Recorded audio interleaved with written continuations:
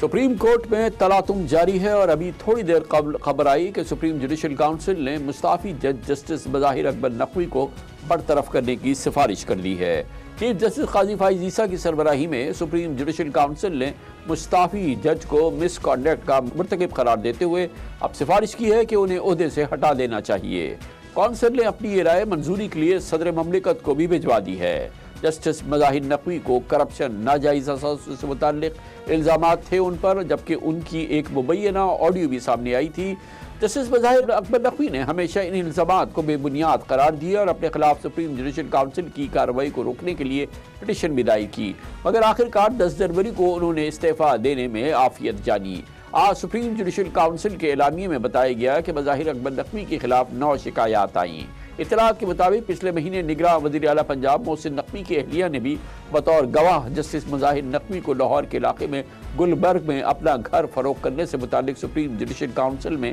بیان حلفی جمع کرایا تھا۔ پچھلے ہفتے 29 فروری کو جسٹس مظاہر نقوی نے چیف جسٹس قاضی فائز عیسیٰ کو خط لکھ کر سپریم جوڈیشل کونسل کی کارروائی جاری رہنے پر شدید تحفظات کا اظہار کیا تھا۔ ان کا کہنا تھا کہ میں مستعفی ہو چکا ہوں، میرا استعفیٰ منظور ہو چکا ہے، اب میں جوڈیشل کونسل کی کارروائی کا حصہ نہیں بنوں گا۔ بہت بڑی ڈیولپمنٹ ہے، اس پہ بات کرنے کے لیے ہمارے ساتھ موجود ہے پاکستان میں عدالتی امور کے ممتاز سینئر ترین صحافیوں میں سے ایک جناب حسنات ملک۔ بہت بہت شکریہ حسنات ملک صاحب۔ یہ بتائیے گا کہ یہ بھی اپنی نوعیت کا ایک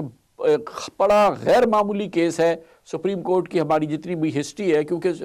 یہ وہ جج صاحب ہیں جو کہ استعفیٰ دے چکے تھے، اس کے باوجود سپریم جوڈیشل کونسل نے ان کے خلاف کارروائی جاری رکھی اور اب ان کے خلاف مزید جو اس سلسلے میں کارروائی ہونی ہے اس کی باقاعدہ انہوں نے اس کی منظوری دی ہے۔ جی کمران صاحب، اس میں کوئی شک نہیں کہ پاکستان کی تاریخ میں پہلی دفعہ جو ہے وہ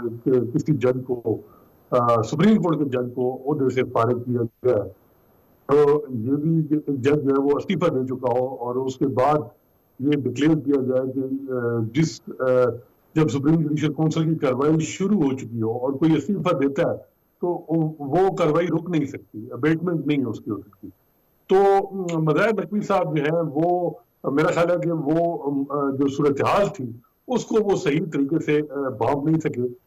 اس وقت ایک مثالی تعلق ہے ایگزیکٹو کا، عدلیہ جس کی قیادت جسٹس قاضی فائز عیسیٰ کر رہے ہیں، اور بار کا، تینوں جو ہے وہ جسٹس نقوی صاحب کے حوالے سے بڑے کلیئر تھے کہ ان کو عہدے پہ نہیں رہنا، اور وجہ جو سب کو معلوم ہے، حالانکہ مظاہر نقوی صاحب کے معاملات تو بڑے عرصے سے چیزیں چلتی تھی، لیکن جو انہوں نے پنجاب اسمبلی کے الیکشن اور کے پی اسمبلی کے الیکشن کے لیے 100 ووٹوں کی سفارش کی تھی، اس کے بعد چیزیں حرکت میں آئیں، اور عمر رضا بندیال صاحب وہ چاہتے تو اپنے دور میں بھی چیزوں ختم کر سکتے تھے۔ بہت سے لوگوں کا یہ بھی کہنا ہے کہ بندیال صاحب نے بھی جو ہے وہ اپنا ایک جوڈیشل پالیٹکس میں نمبر پورے کرنے کے لیے نقوی صاحب کا معاملہ لٹکائے رکھا، لیکن ختم بھی نہیں کیا اور جو ہے وہ چلایا بھی نہیں۔ جب جسٹس قاضی فائز عیسیٰ کا دور آیا تو ایک ان کو آنریبل ایگزٹ بتایا جاتا ہے کہ دیا گیا کہ وہ استعفیٰ دے دیں، لیکن نقوی صاحب شروع میں یہ تھا کہ میں کنٹیسٹ کروں گا، لیکن جب ایویڈنس اس قسم کے ان کے پاس آئے، جب پوری ایگزیکٹو مشینری جو ہے وہ جس طریقے سے انہوں نے چیزوں کو کلیکٹ کیا، اس کے بعد نقوی صاحب کو بھی اندازہ ہو گیا تھا کہ اب جو ہے وہ چیزیں ہاتھ سے نکل گئی ہیں اور انہوں نے استعفیٰ دے دیا۔ لیکن چیزیں اس وقت بہت کچھ، کیونکہ ان کی اسٹریٹجی ایسی تھی، انہوں نے چیف جسٹس قاضی فائز عیسیٰ کو بھی اوفینڈ کیا، پرسنل کچھ الفاظ ان پہ کومنٹ کیے، اس کے علاوہ اور بھی انہوں نے ججز کو لیٹر لکھا کہ جی جسٹس قاضی فائز عیسیٰ کے اپنے کیس کا انہوں نے حوالہ دیا کہ جی وہ کیوں نہیں جواب دیتے۔ تو یہ وہ چیزیں تھیں جو میرا خیال ہے کہ پھر جوڈیشل پالیٹکس کا جو ایک سیگمنٹ ہے وہ بھی رول آؤٹ نہیں کر سکتے۔ اچھا یہ بتائیے گا کہ اصل جو ہم جیسے پاکستانیوں کے لیے امپورٹنٹ بات ہے وہ یہ کہ جو ایک تقسیم تھی سپریم کورٹ میں جب justice Qazi Faez Isa chief justice of Pakistan بنے، اس سے پہلے سے چل رہی تھی اور پھر ان کی موجودگی میں جب ان کی چیف جسٹس کا عہدہ سنبھالنے کے بعد برقرار رہی، اس کے بعد ہم نے بڑی تبدیلی دیکھی۔ جسٹس اعجاز الحسن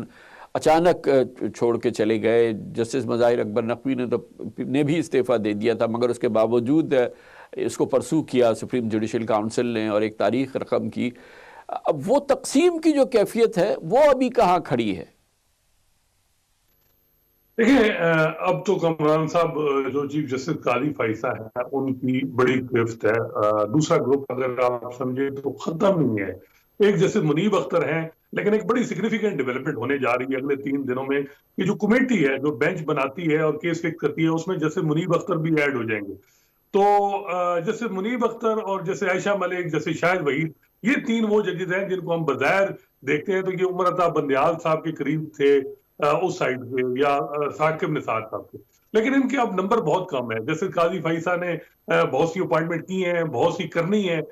جتنی ان کو کوپریشن باہر سے مل رہی ہے، انڈیپینڈنٹ گروپ جو اس وقت آپ کہہ سکتے ہیں پرو نون گروپ ہے باہر میں، وہ ان کو پورا سپورٹ کر رہا ہے. ایگزیکٹو ان کے ہر معاملے میں سپورٹ کر رہی ہے. اگر آپ دیکھیں